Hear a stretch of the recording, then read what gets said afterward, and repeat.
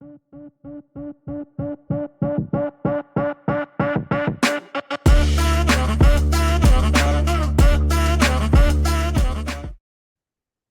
and welcome to Embracing the Fight. I am Erica Lamar, your digital creator and host. And if this is your first time viewing, thank you.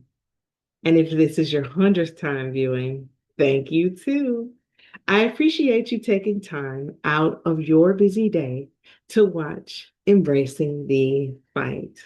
We've been going strong since January of 2023 when I began my personal fight with thyroid cancer.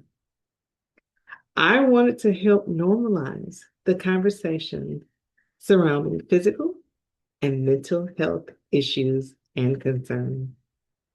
Because face it, everyone at some point in their life has to deal with something and they need someone to talk about it. So, what better way to start than to share your personal fight? It teaches others to be, that listening ear, the understanding heart, the protective hand, the inclusive mind, as others struggle and as you struggle. Because, like I said, you never know when it will be your turn to embrace the fight. Now, if you haven't already, please take a moment to subscribe to Embracing the Fight. Embracing the Fight is on YouTube, Facebook, TikTok, X, Blue Sky, and Instagram. The only difference, somebody beat me to the tag on Instagram, so it's Embracing the Fight _. So now that I've gotten the business out of the way, let's just jump into today's episode. But first, I want you to realize it's one that requires you, or requires us, I should say, to slow down, to listen more carefully, and maybe just challenge some of our assumptions. Today, we are going to talk about autism. This conversation was actually sparked by a recent controversy involving Mattel and Barbie. They released a an autistic Barbie doll. Almost immediately, people were up in arms. There was major outrage. Some people felt like the little doll was offensive. Others believed that it suggested that autism, it has a specific look. And many asked the question, who gets to represent autism anyway? As if you could, bottle it up into one particular thing. But here is what I want you to know and what I want to say up front. Autism doesn't have a single look. It doesn't have a single act. It never has, and it never will. But awareness also doesn't happen in a vacuum. And inclusion often starts with representation, even imperfect representation, because representation gives you an idea of what you could potentially, look for. It may not be perfect, but at least starts you to look and it starts you to have that conversation. So today, we're going to talk about, why does the autistic Barbie exist? We're going to talk about what autism actually is, and on the flip side of it, what it is not. Even though I'm not a medical doctor and I have no medical training, we're going to talk about the science and medical facts behind autism. We'll also talk about, who autism impacts the most. That is, statistically, you got to throw some numbers in there. Y'all know, I'm an engineer by trade, process engineer, quality manager. I love numbers, so we're going to throw a little bit of that in there. And then we'll talk about some of the experience of autistic individuals and their families. And lastly, how we are at Embracing the Fight. We are compassionate. We love great causes. We want to talk about how we can help build a more inclusive world. Let's think about it. Together, we do have a better world. Separate, the world falls apart. So let's get into it. Let's talk about the Barbie, controversy. Let's start there. Everybody thinks of Barbie as being this beautiful, perfect, individual. And then Mattel comes along and releases Barbie, an autistic Barbie as part of the fashionistas line. And y'all, the response was intense. A lot of people were upset because, the doll had on these headphones and it had that kind of side glance, that faraway look on the facial expression, and it wears, autism friendly clothing. So the critics that saw this said, this suggests that autism can be visually identified, that it boxed autism into a stereotype. But that interpretation misses the true heart of the story. Think about it. There is no cookie cutter depiction of autism. This doll was actually inspired by Mikko, the daughter of Precious Hill. And y'all, I follow Precious on Facebook. And recently I was, listening to some of her stories, and she discovered that she herself, had autism.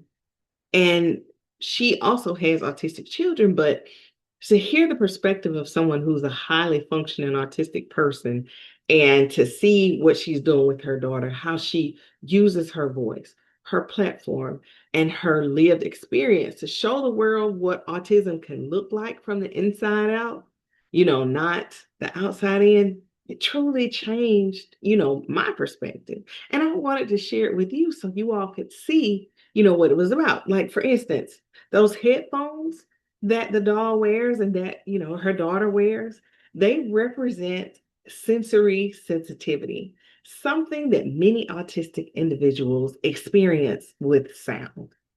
For instance, if loud sounds are made, this disturbs them and may cause them, to act out. Then there's the clothing.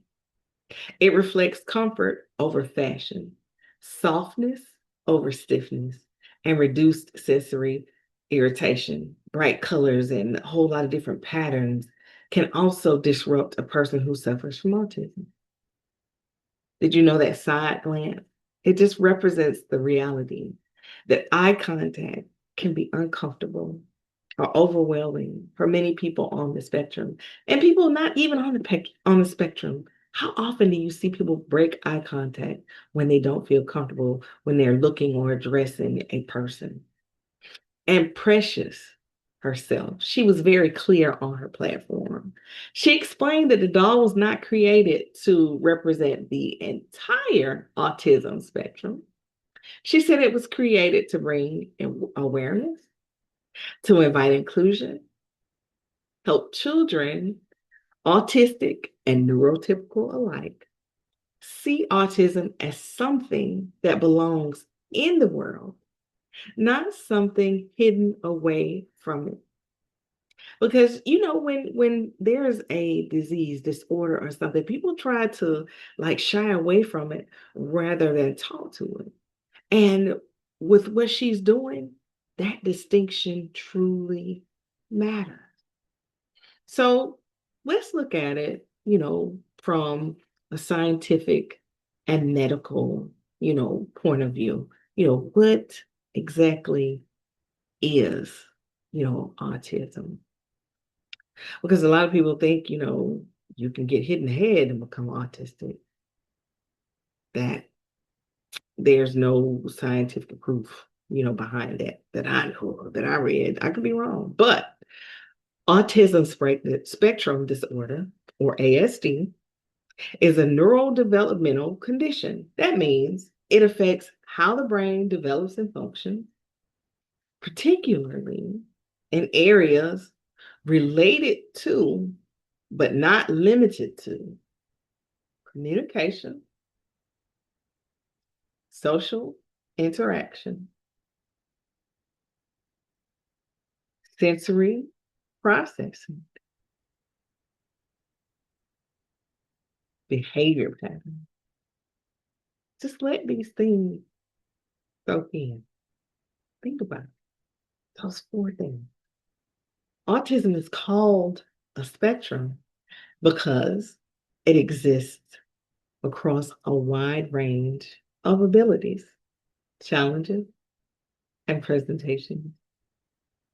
Think about it. An autistic person deals with different things at different times, at different levels of development. So some individuals that are autistic may, come up to you and be able to hold full conversation. They may speak fluently. They may hold jobs. They may, live independently. They don't need, caregivers, but they might suffer from something like, OCD, or they might have to open and close the door, several times, to turn a light off, lock a door, do, different things over and over again to get that sensory support.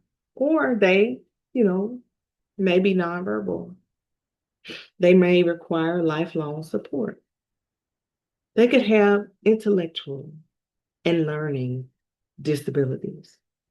And you know what? Many people fall somewhere in between and have no idea that they're actually autistic. At first, something that I should have said in the beginning that I didn't say, autism isn't a disease. It isn't a mental illness. It isn't caused by parenting, vaccine, food, or trauma. None of that. So, from a medical standpoint, autism is believed, and I say believed because, there's lots of different studies and lots of information, out there. It's believed to result from a combination of genetic and environmental factors that affect early brain development, often before birth. So, brain imaging studies show the differences in development. It shows the differences in neural connectivity. So the brain imaging studies that we're talking about is, the MRIs with and without contrast. It also shows synaptic pruning, information processing.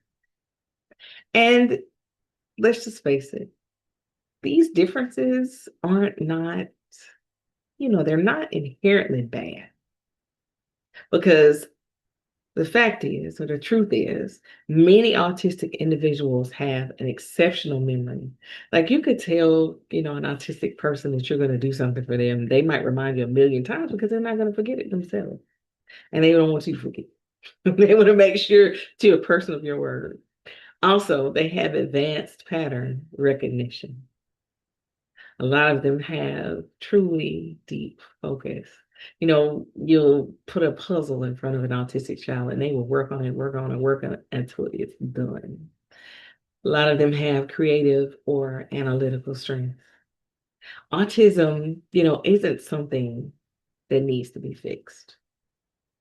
It's something that needs to be supported, understood, and concessions and accommodations need to absolutely matter. So now that you know what it is, let's talk about what it isn't. Because, like I said, a lot of people think, if a child gets dropped on the head, or if a person is in an accident, or they have a brain issue, they think that autism comes from that. So think about it. Autism is not a personality flaw. It's not a result of bad discipline. And the thing that I hear the most is, oh, you can grow out of that. Something people cannot grow out of is autism. And also, it's not something you can identify just by looking at someone. There are tests that a person must go through in order to determine whether or not they are dealing with autism. So Autism doesn't mean that a person, lacks empathy. You think about it, you sometimes try to hug children that have autism and they'll get, really stiff. It's not that they lack empathy, it's just that sensory feeling that they are not used to, that they don't necessarily like. And it's not that they lack intelligence, and it's not that they don't want connection. It's more of, how do you deal with it? How do you make the connection? Because, in fact, many autistic individuals experience deep emotions, sometimes even more intense than neurotypical people, but they express them differently. And because they express them differently, people look at it differently and they make their own judgments, right or wrong. But at this point, we all have to realize that autism is not one size fits all. Because two people with the same diagnosis can have completely different needs, challenges, and strengths. That is why representation for autism matters, but so does this context. So when you saw that Barbie and you heard the story of Precious and Mikko, you realize and you understand why representation matters, but what context should go along with. So let's talk about those statistics. Who does autism impact the most? Let's look at the numbers, because awareness needs data. And, facts and data are what we should go by. You need the numbers, you need the information, not just the feelings, because we'll get it wrong every time. So, according to the Centers for Disease Control and Prevention, or the CDC, 1 in 36 children in the United States is diagnosed with autism. So, autism actually is diagnosed in boys about 4 times more often than girls. However, and this is very, very important, girls and women are often underdiagnosed. So you wonder why that is, because people always say that, women develop faster than men, and, the little girls, they're tying shoes and doing all these different things before, young boys are. But why is it that women are diagnosed fewer than men? It's because diagnosed criterion was historically based on males' presentation of autism. So girls often mask symptoms. They mimic social behavior. They're misdiagnosed with anxiety or ADHD. This means that many women discover, that they're autistic later in life, just like Precious Hill. The whole time, she said that she felt disconnected and she didn't know why she didn't fit in. She felt strange. She felt different.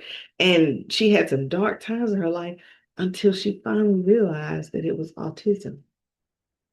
And something that, a lot of people don't understand is that, autism occurs across all racial groups, all socioeconomic levels, but the diagnosis itself does not. Here's the disparity amongst minorities and women. Studies show that white children are more likely to be diagnosed earlier than their minority counterpart. Black and brown children are often misdiagnosed, or they're diagnosed later in life. Children who are, in impoverished areas or underserved communities have less access to the evaluation and to support services, leaving them behind when it comes to the diagnosis and treatment of autism. And then you think about it, that happens. Autism also impacts the family. Parents of autistic children, experience higher financial strain because they're spending all kinds of money trying to figure out why their children is feeling and acting the way that they're acting. And then they deal with increased stress. Just imagine that mom that has an autistic child on the plane and the child is going nuclear and there's nothing, that they can do. And, they feel the stress of everyone around them. And then you have that child that you've put into school because there's greater barriers to childcare and education. Because once they start acting out and there's no assistance there for that, they want to put these kids out, and then the parents have to figure out what to do. So this is why community support and systemic change so, so, so critical. Why is that? Because when we talk about treatment and support, there is no cure for autism because autism is not an illness. It's not like you can catch, you know, autism, but there are supports and things that can help improve, the quality of life for the person that is dealing with autism. There's speech therapy for those that are, nonverbal that have a problem with how they're able to communicate. And then there's occupational therapy for the ones, who have the issues with the sensory touching, the moving, how to do certain things, behavioral therapy for the ones that are acting out and don't know why, the sensory integration support. And then there are educational accommodations that are made because once you find out that a child, is autistic, you would not put them into the population where there's so much sensory things that are going on that will distract them, that will pull them away, that could potentially put them in danger. Also, for some individuals, medication may be used to help them manage, anxiety, ADHD symptoms, sleep disturbances, irritability. And a lot of people like, how would you, want to medicate a child who has ADHD, not ADHD, but a child that has autism? It's because it helps to treat the co-occurring conditions, but not the autism itself. So imagine someone who's autistic, who's irritable, who has behavioral issues, who have all these things. How do you help them if you don't try to help those outlying things? The most effective treatment is actually early understanding, acceptance, and tailored support. When autistic individuals are supported instead of forced to conform, outcomes improve dramatically. If you look at the story of Precious Hill and her daughter Mikko, you will understand exactly what I'm talking about. So once you get off this episode, please jump on to Facebook and find Precious Hill. So think about it. How can we help? That's, practical inclusion. What can you do to help? First, what you want to do is listen to the autistic voices. It's nothing worse than trying to help someone or help something and they're not what's actually in the middle of the storm.